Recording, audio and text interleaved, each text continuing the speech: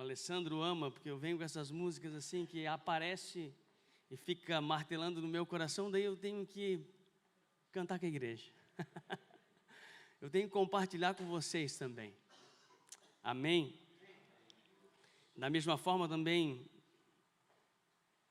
vou ministrar uma palavra aqui que eu acho que quem está aqui, a maioria dos que estão aqui já ouviram alguma vez. Pregação, quem não ouviu uma pregação sobre 2 Reis capítulo 5? Eu próprio já falei aqui sobre a cura de Naamã, né? Eu quero ler com vocês em 2 Reis capítulo 5, e até eu coloquei um tema aqui para essa mensagem, que daqui a pouco o Mateus vai colocar ali. 2 Reis capítulo 5, e eu vou ler com você. Amém? Ora, Naamã, comandante do exército do rei da Síria, era honrado homem diante do seu senhor, e de muito respeito, porque por meio dele o Senhor dera livramento aos sírios. Era esse homem valente, mas estava leproso. Saíram tropas da Síria e de Israel, e da terra de Israel levaram presa uma menina que ficou a serviço da mulher de Naamã. Disse esta sua senhora: quem dera o meu senhor estivesse diante do profeta que está em Samaria, ele o curaria de sua lepra. Naamã foi ao seu senhor e lhe disse o que a menina da terra de Israel havia falado. Respondeu o rei da Síria: vai, anda, e enviarei uma carta ao rei de Israel. Assim Naamã partiu, levando consigo 10 talentos de prata, 6.000 siclos de ouro e 10 mudas de roupas finas.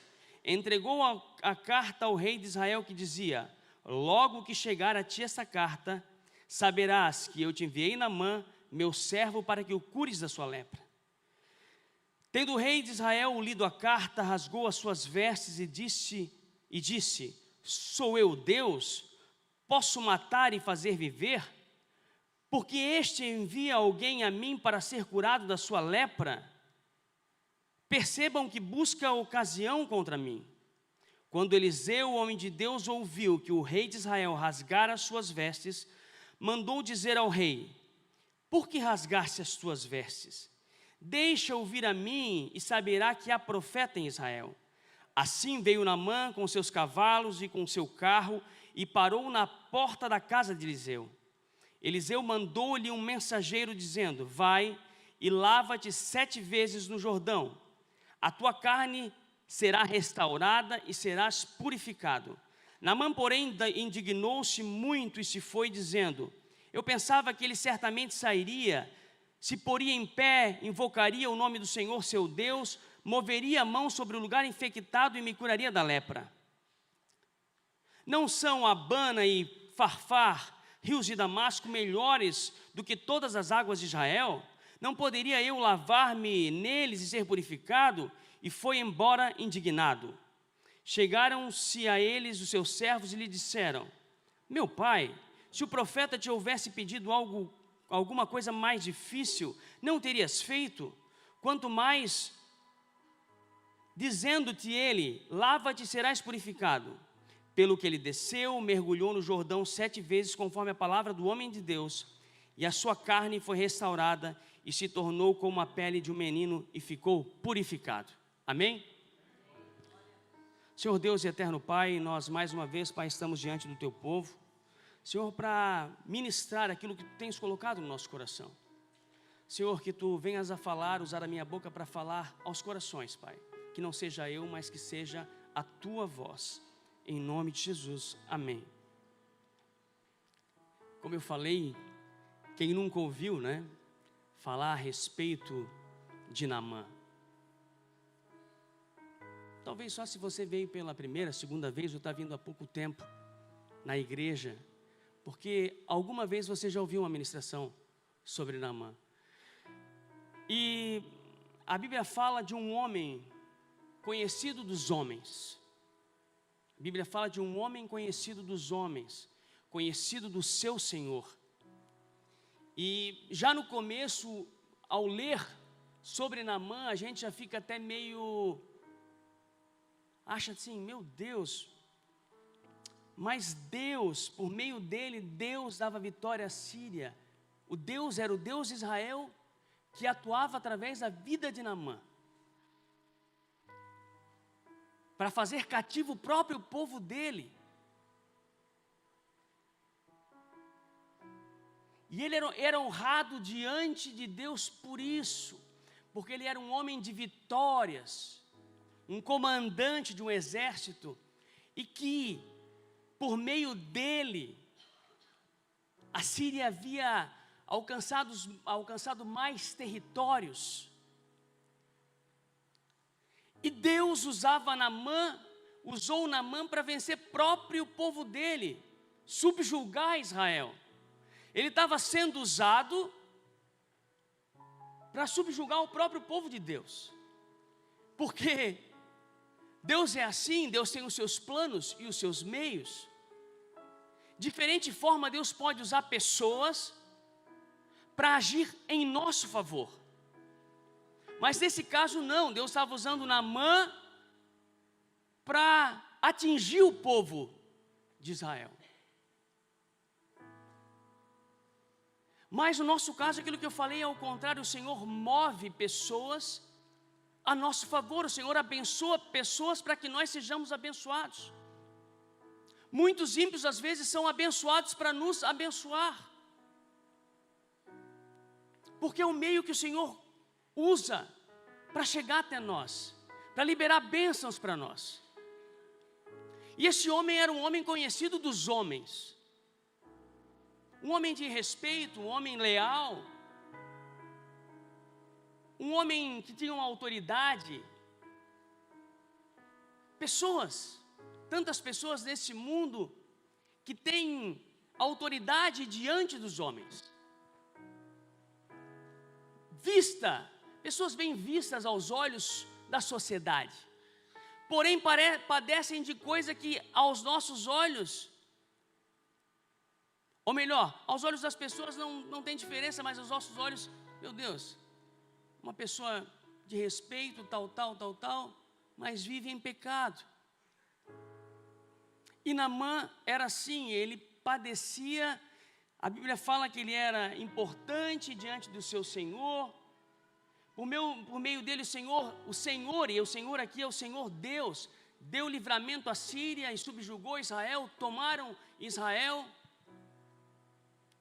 mas ele padecia de lepra. E lepra simboliza para nós pecado. A lepra simboliza o pecado. De um outro lado, uma menina sem nome, uma menina levada cativa que tinha tudo para dar errado. A Bíblia fala de uma menina anônima, a Bíblia não fala mais nada, só fala de uma menina anônima. O anonimato de uma pessoa frente a uma pessoa conhecidíssima. E nós somos assim muitas das vezes, anônimos. E por meio de nós, palavras liberadas por nós liberam bênçãos na vida de pessoas e atingem pessoas. Porque são sementes lançadas através das nossas vidas. Mesmo lá no nosso anonimato, no nosso trabalho, na nossa simplicidade, o Senhor age nas nossas vidas. Porque nós carregamos o Senhor, e essa menina carregava isso. Essa menina carregava o DNA de Deus, ela era do povo escolhido. Ela havia sido levada cativa, ninguém sabe, talvez, se os seus pais haviam morrido nas guerras. Ninguém sabe, talvez, se ela havia sido separada dos seus pais, mas era uma menina. Mas ela recordava o que existia lá em Israel, que existia um homem de Deus. A gente não ouve, a Bíblia não relata nada que ela carregava consigo rancor, mágoa, contrariedade, tristeza, talvez, lógico que carregasse. Mas diante da dificuldade de uma outra pessoa, aquilo talvez fosse pequeno. E assim que nós temos que ser. E esse é o caráter de Cristo. Essa menina tinha o caráter de Cristo. Lá, no passado, ela já tinha o caráter de Cristo.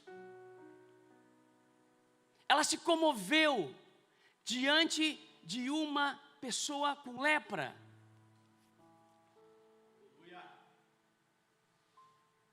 E as palavras que ela lançou são palavras que geraram esperança. Para ele, talvez, estava fadado, sabia ele que era grande, mas sofria internamente.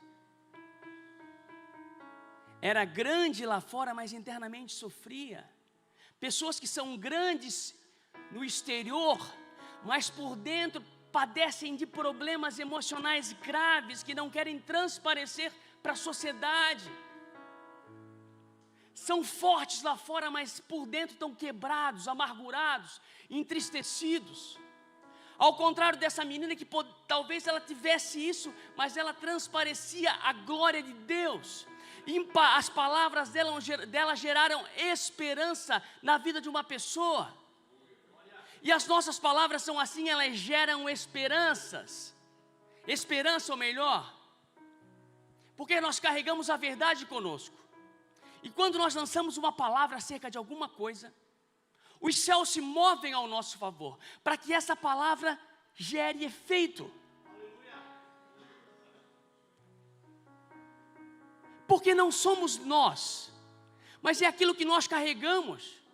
Nós precisamos ter essa certeza do que nós carregamos. Essa menina sabia que diante da situação dela, ela estava cativa, presa, mas o que ela viu, o que norteou o ensinamento dos seus pais, talvez ela já tinha lido Provérbios, ou melhor, seus pais leram Provérbios e ensinaram para ela, ensina a criança no caminho que deve andar. E quando chegar a uma maioridade, ela não se desviará do caminho.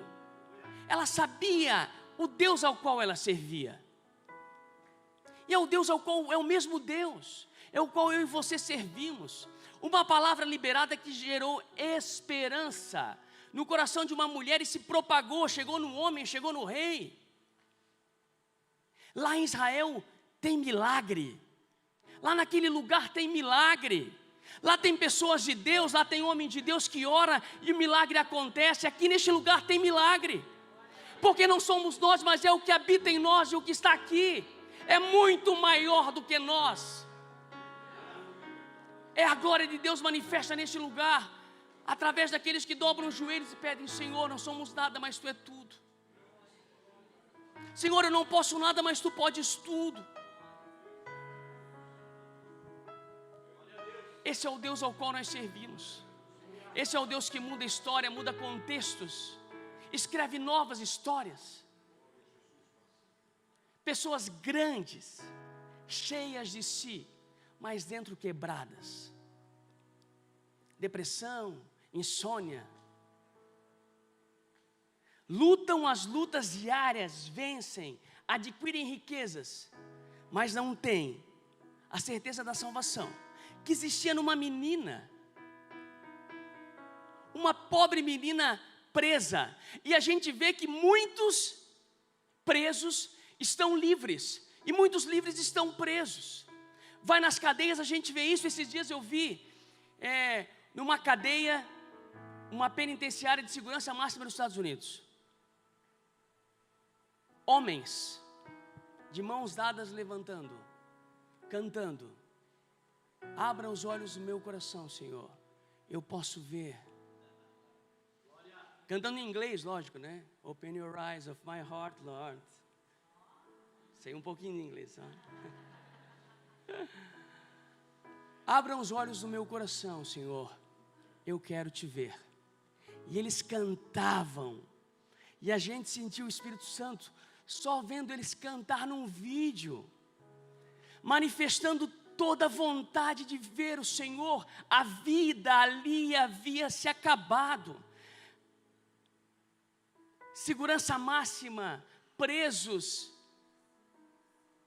Talvez não sairiam mais, algumas daquela prisão perpétua.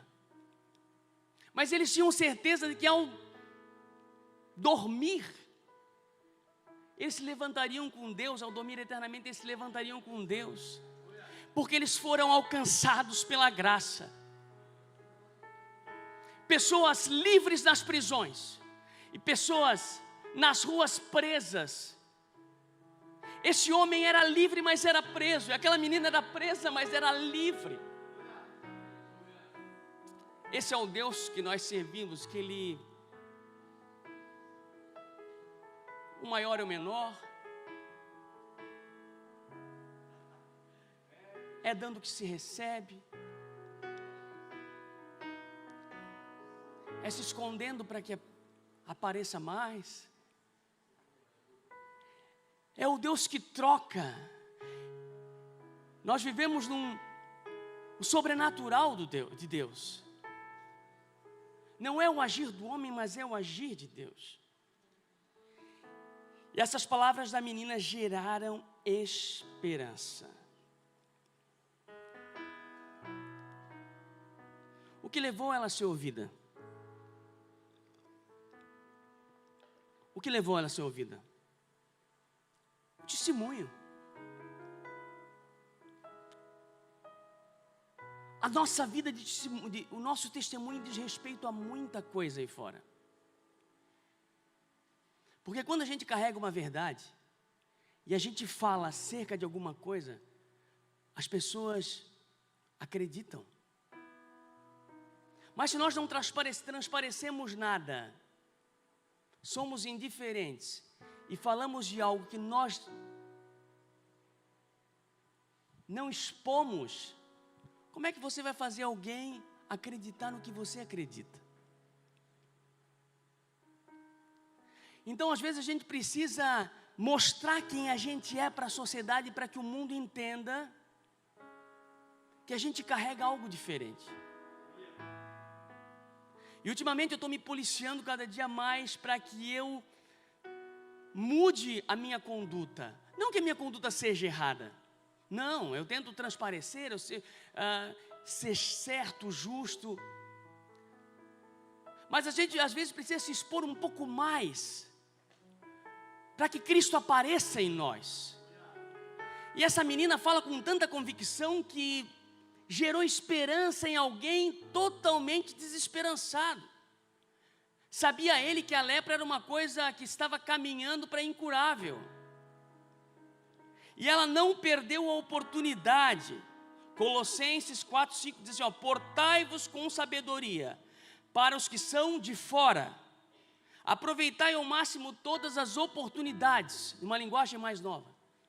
Não perca a oportunidade de falar de Jesus, de lançar uma semente. Em meio às dificuldades, em meio às tristezas de alguma pessoa, a gente lança uma semente que pode gerar vida, gerar esperança. Mas eu falei, e agora o que vai acontecer? Nós falamos da verdade. Ao Senhor é a obra, dele é a obra. Convida, vai lá na minha igreja lá que o pastor vai colocar a mão sobre a tua doença, vai orar por ti, teu casamento está ruim, vamos lá que nós vamos orar e vai ser restaurado. Convida para vir aqui. Fala que aqui tem um Deus que faz milagres. Fala que aqui tem um Deus que ouve as orações dos justos. Um Deus de resposta.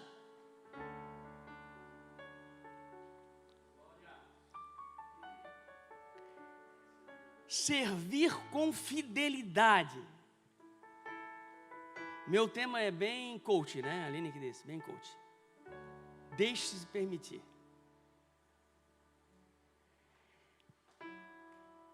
Servir com fidelidade. Como ser cristão e não servir? Já começa por aí, a gente precisa servir. O maior serve o menor. Nós precisamos servir, nós estamos aqui para servir vocês. Dentro do nosso limite humano, mas nós temos que fazer a nossa parte, servir. E em 2 Coríntios 8, do 1 ao 6, Paulo fala para Corinto: olha, vocês têm que ver o que está acontecendo lá na Macedônia. Paulo está falando, vocês precisam ver o que está acontecendo lá na Macedônia. Lá o pessoal está se doando. Eu já falei para Tito, ó, como vocês começaram, vocês têm que terminar. O pessoal estava se doando, a pobreza lá estava se tornando em riqueza, Deus estava abençoando, eles estavam suprindo a igreja, estava todo mundo servindo a quem falava, servindo, a igreja toda estava servindo, um servindo ao outro. E nós precisamos servir. Estamos aqui para nos ajudar mutuamente uns aos outros, como igreja. Então, ela servia com fidelidade, talvez seja isso a motivação de um bom testemunho. E o próprio Senhor, em Marcos, fala: pois o Filho do Homem não veio para ser servido, mas para servir e dar sua vida em resgate de muitos. Ele deu a sua vida em nosso favor.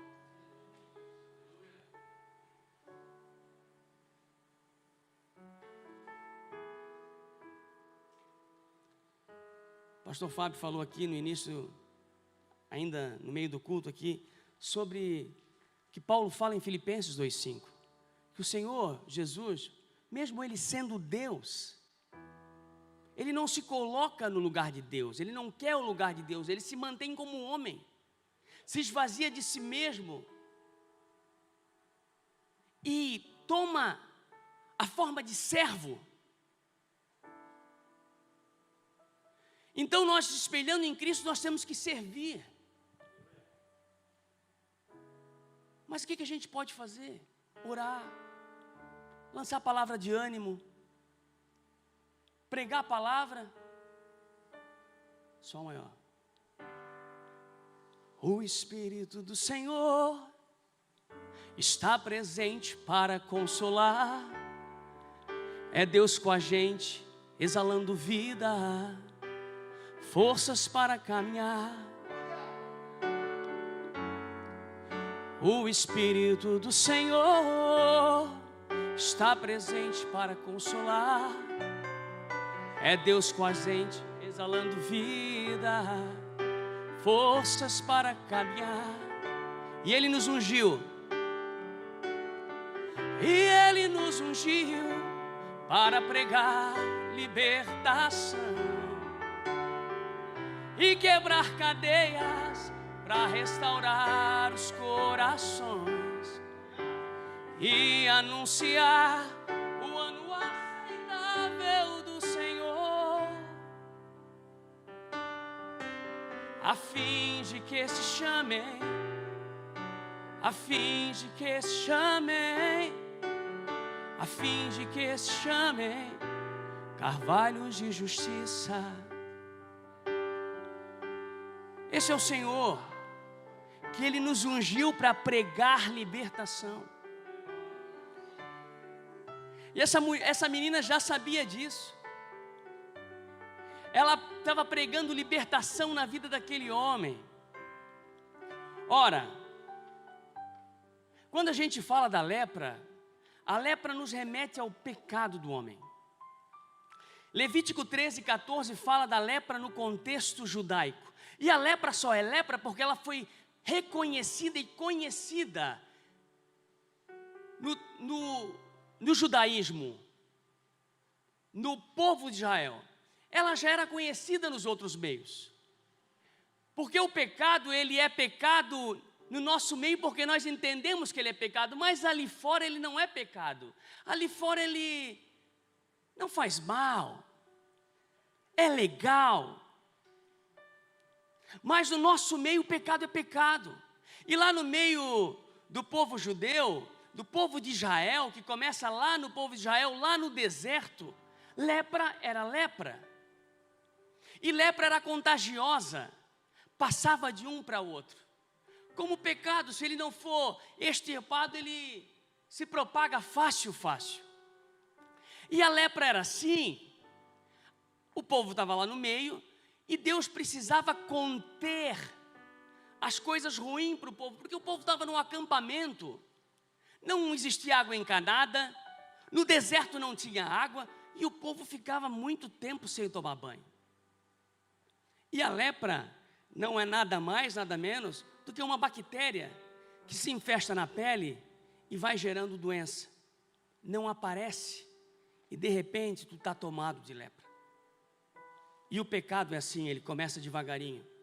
Então eles isolavam a pessoa lá fora, leva para fora do arraial, impuro, dizia que estava impuro, e levava para fora do arraial, para fora do acampamento, e a pessoa ficava lá isolada, até que tivesse curada, a ponto de se apresentar ao sacerdote, ele olhar o seguinte, ó, está limpa, tinha que raspar a barba, raspar cabelo, para quê?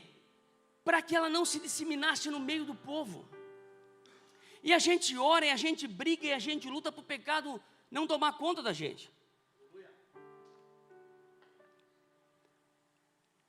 E a lepra chegava a um nível de se tornar incurável. Mas ela era conhecida, veja, ela era conhecida no povo de Deus como lepra, como algo que deveria extirpar, mas Naamã não. Porque lá no mundo é assim, se tem um pecadinho, deixa lá, enquanto está bom, enquanto ele é utilizável, deixa lá. Só não utiliza mais quando ele está destruído, deformado. Está incomodando demais, esse aí se perdeu no álcool, se perdeu na droga. A sociedade não quer mais. Mas enquanto o pecadinho está controlável, ele está no meio. Naamã era assim, ele tinha a lepra, mas a lepra não estava ainda dominando ele a ponto de ele não servir mais. Ele servia para o seu Senhor. Então eu quero que você entenda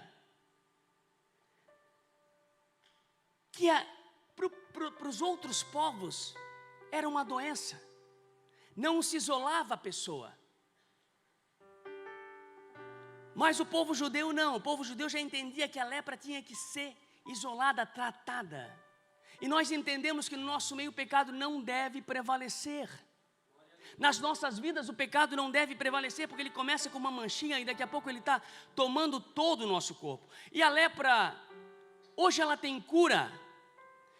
Há 150 anos, exatos 150 anos, um homem chamado Gerhard Hansen, 1873, ele isolou o bacilo que gerava a lepra.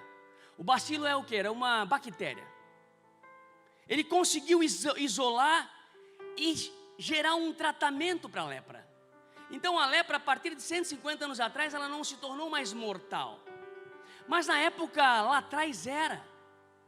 Ela começava com mancha, daqui a pouco ela gerava deformidade. Talvez você tenha visto alguma propaganda de TV há uns anos atrás, falando sobre hanseníase. Hanseníase é o nome da doença de lepra. Por causa desse homem, Gerhard Hansen, se tornou hanseníase a doença lepra. E mostrava a pessoa passando o braço sobre o fogo, e ele não sentia, porque ele tinha uma mancha, ou seja, ele tinha lepra. O fogo já não queima mais em quem possui pecado. Perde a sensibilidade. E uma das primeiras coisas que a lepra faz é perder sensibilidade, a sensibilidade do corpo. E o pecado é assim. Quando a gente é tomado pelo pecado, a gente começa a perder a sensibilidade ao Espírito. A gente não é mais sensível à voz do Espírito. A gente já não ouve mais a voz do Espírito. A gente perde a conexão com o Pai. Depois ela, em situações mais graves, ela começa a atacar os nervos. fortes dores, deformidade, ela começa a descaracterizar. E o pecado é assim, ele descaracteriza o crente. Aquele que outrora andava bonitinho, formatado por Cristo, ele começa a perder o formato. E daí a gente vê que em casos mais graves, as mãos são afetadas, as pessoas não adoram mais. Perde a vontade de adorar, os pés são afetados, ele perde a mobilidade espiritual, ele não anda mais em direção a Deus, a Cristo, ele não anda, ele perde ele não se movimenta mais. Daí, o nariz é atacado, ele não sente mais o perfume de Cristo. Ele já perdeu a sensibilidade, e agora ele perde a visão. Os olhos são atacados e eles perdem a visão espiritual. Então a lepra ataca de uma maneira que destrói a vida do cristão. O pecado, ou melhor. Então a gente tem que fugir do pecado, porque todo dia o pecado vem, a gente cansa aqui, todo dia o pecado vem. Todo dia o pecado vem, todo dia as propostas vêm. E não são poucas, as propostas vêm de tudo que é lado. Mas se tu não te manter firme, nós não somos libertos. E ela vem devagarinho, porque a lepra vem devagarinho, vem incubando, vem até tomar conta. E o pecado é assim, ele vem devagarinho, vem como quem não é nada. Isso pode, aquilo não faz mal, aquilo pode. Quando a gente vê, a gente já perdeu a forma. Engraçado que esse homem descobre que para destruir a lepra, precisa de um coquetel. Um antibiótico só não mata, precisa de 3. Então, queridos, é Pai, Filho e Espírito Santo, é a Trindade. É um coquetel para a vida espiritual do crente. É aceitar a Cristo para ter comunhão com Deus e esperar o Espírito Santo habitar em ti. Um só. Não resolve. Então não tem cura para a lepra se não for um coquetel de antibiótico. E não tem cura para a nossa vida se nós não tivermos com o Pai, Filho e Espírito Santo. O Espírito habitando em nós, dia após dia, fortalecendo a nossa vida diante das dificuldades, do pecado, da imoralidade desse mundo que é grande. Mas eu sou crente há não sei quantos anos e até hoje eu não me desviei, sou firmado. Mas não vigia para ver como o mundo está. Então a gente precisa vigiar e orar.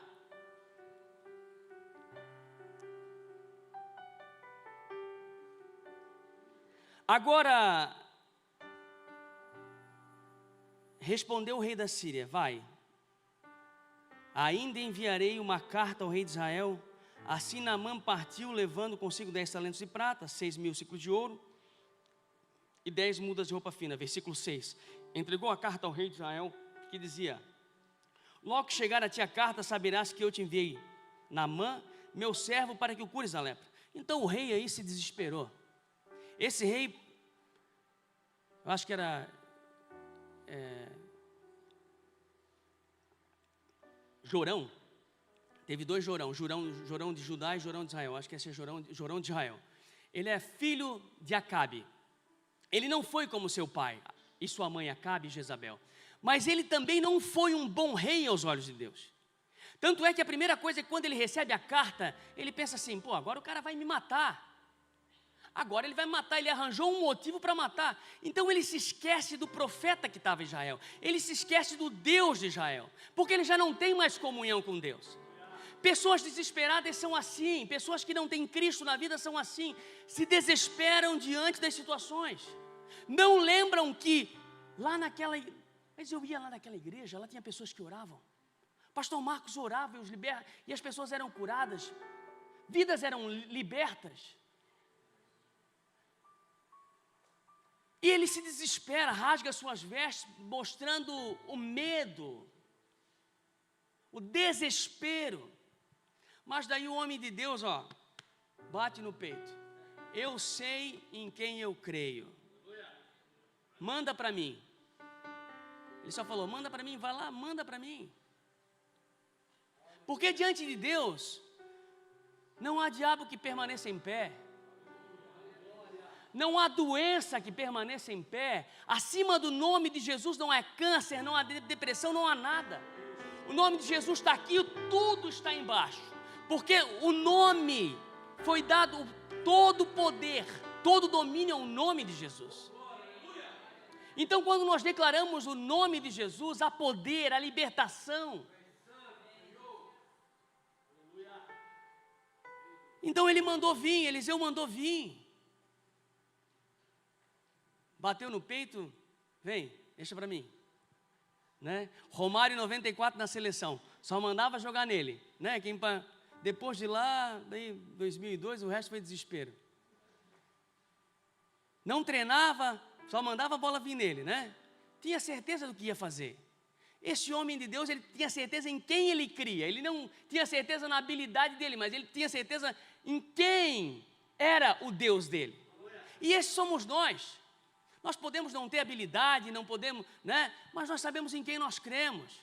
Que o Senhor, Ele é acima de tudo nas nossas vidas. E agora, vem o homem, e o que Eliseu fala?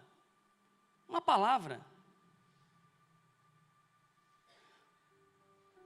Versículo 9. Assim veio Naamã com seus cavalos e com seu carro e parou na porta da casa de Eliseu. Eliseu mandou-lhe um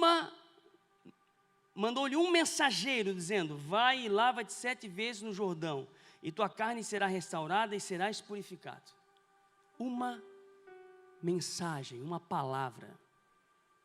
É o que o Senhor tem ao nosso respeito, uma palavra. O Senhor tem uma palavra ao nosso respeito nessa noite. Uma palavra de vitória, uma palavra de sucesso ao nosso respeito. Nós vamos mudar a história da nossa vida.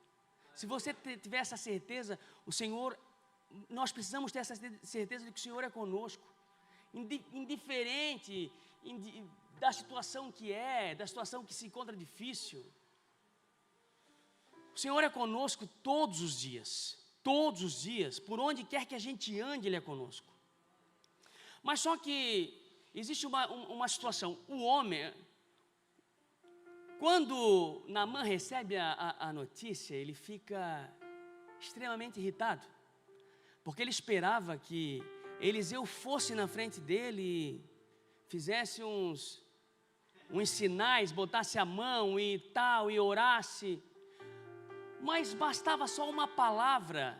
Se a gente olhar o centurião lá em Mateus, o centurião, ele chega para Jesus e diz assim, Jesus, não precisa ir lá na minha casa, eu sei, entre aspas, eu sei que tu és muito ocupado, só manda uma palavra, uma palavrinha só que o meu servo vai ser curado.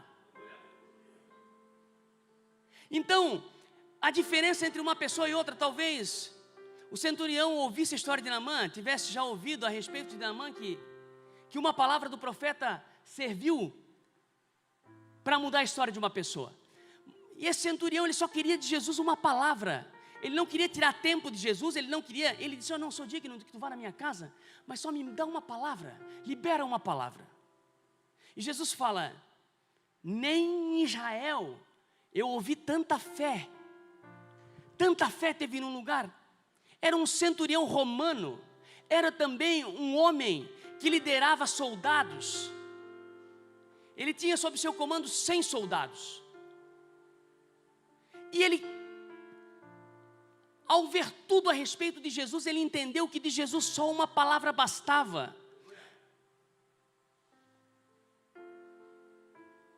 Mas Naamã não, Naamã dentro da sua autossuficiência, do seu entendimento, porque a pessoa, às vezes, a certo nível, né, ele se acha super entendido.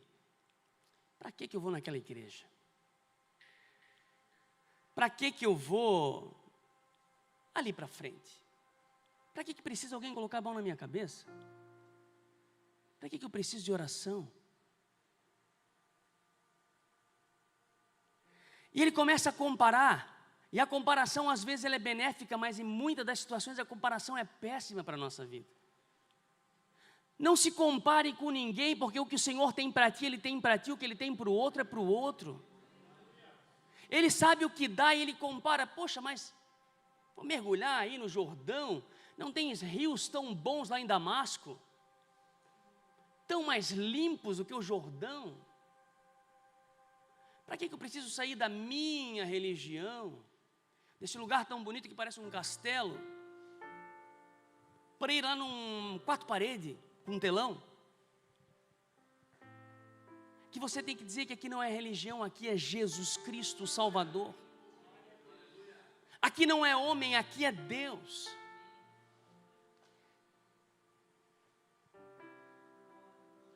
E ele se compara, ele compara. E quando a pessoa compara demais, às vezes ela perde tempo. Perde tempo se comparando e não evolui, porque fica olhando para o lado. O Senhor tem mais para nós, Ele vai dar no tamanho certo, na medida certa, de acordo com a nossa capacidade. E quando Ele dá, vai ser o melhor no tempo certo, na hora certa. Isso aqui, deixe-se permitir, não é o que o mundo fala.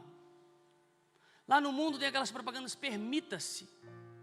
Permita-se fazer tudo que a carne quer que você faça. Permita-se beber até cair, se drogar, porque a vida é hoje. O mundo fala, permita-se. Mas quando a pessoa vem a Cristo, ela precisa deixar-se permitir.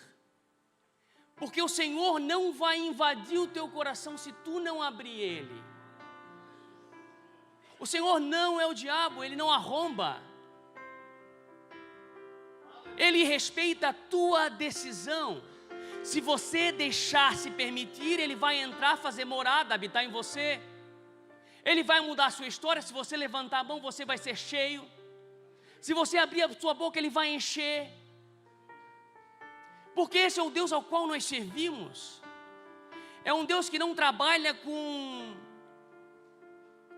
Ele não arromba o coração de ninguém.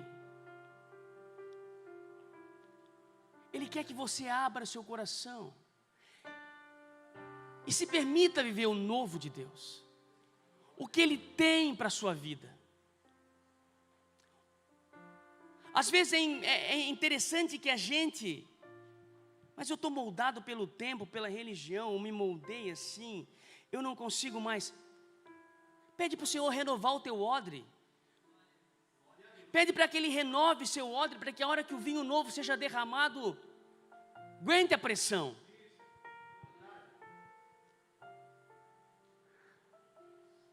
E é difícil para a gente, né? A gente foi moldado, como eu cantei uma música aqui de 1970. Não sei nem se o autor da música vive ainda. Eu vivi várias gerações. Mas a essência de Cristo eu não larguei mão. Me desviei, não, ia... Na época da juventude dava uma escapada, mas domingo estava na igreja. Estava lá pedindo perdão, disse, meu Deus, por que eu vou fazer isso? Por que eu... Mas eu tinha o temor. E a Bíblia fala, eu sempre levei comigo, uma das frases que eu mais levei comigo foi sempre, que o temor a Deus é o princípio da sabedoria. Eu sabia que eu precisava temer a Deus, respeitar a Ele. Era algo que tinha que estar dentro do meu coração gravado.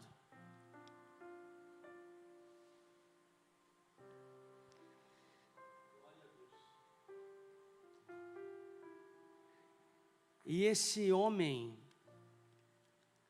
quando ele compara diante das suas verdades, das suas glórias, era muito fácil. Era muito fácil, mergulhar era muito fácil. E Cristo é assim, Ele é muito fácil. As pessoas querem fazer mais para se justificar, querem carregar fardos, e Jesus só diz assim, ó, vinde a mim, vós que sois cansados e sobrecarregados, e eu vos aliviarei.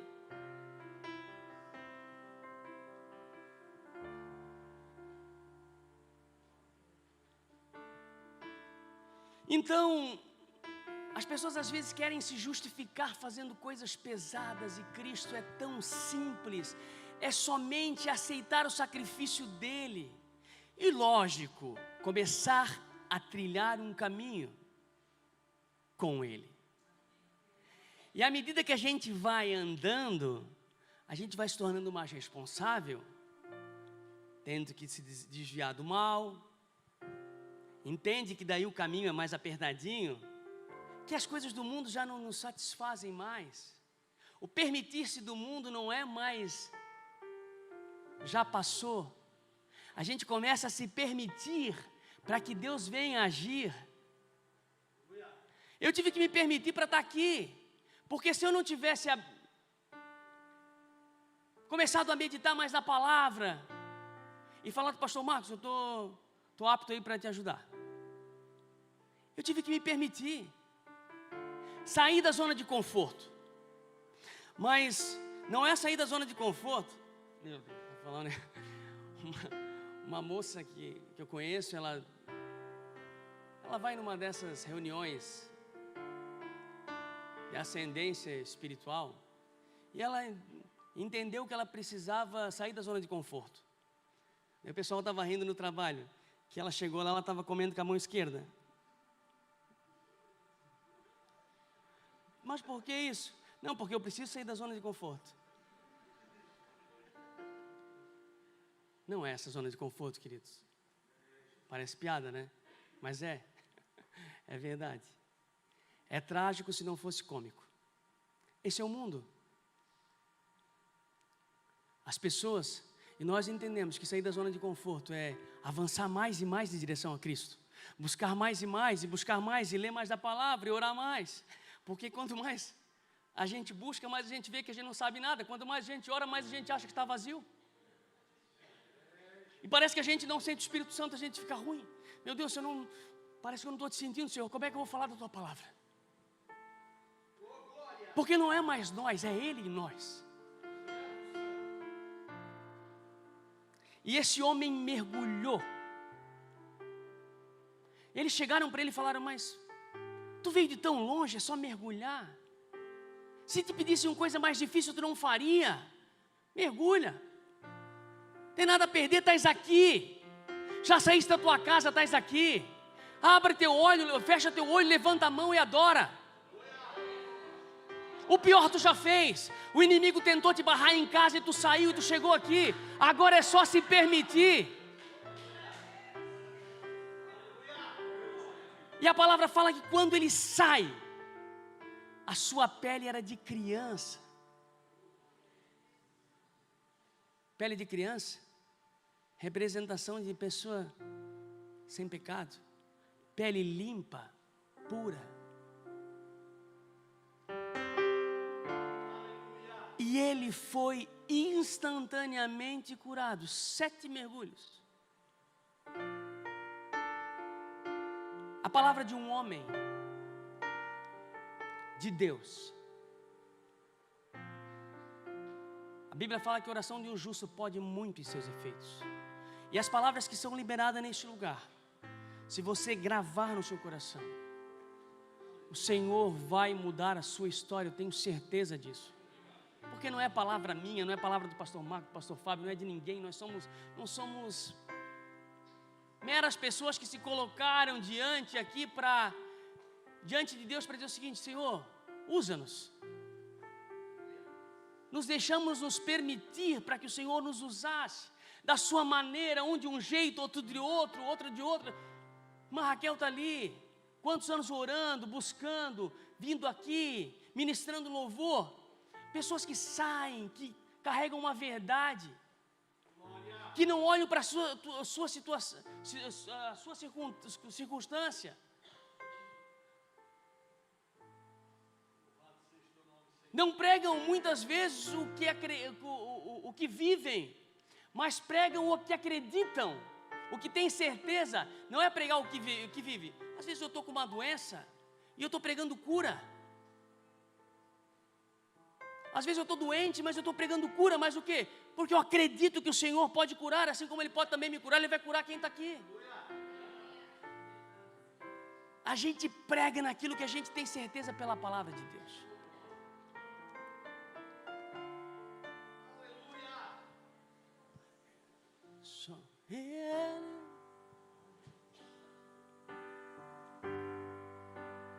Se você pudesse pôr de pé, eles já vão começar a louvar. O Espírito do Senhor está presente para consolar. É Deus com a gente exalando vida, forças para caminhar. O Espírito do Senhor está presente para consolar. É Deus com a gente exalando vida, forças para caminhar.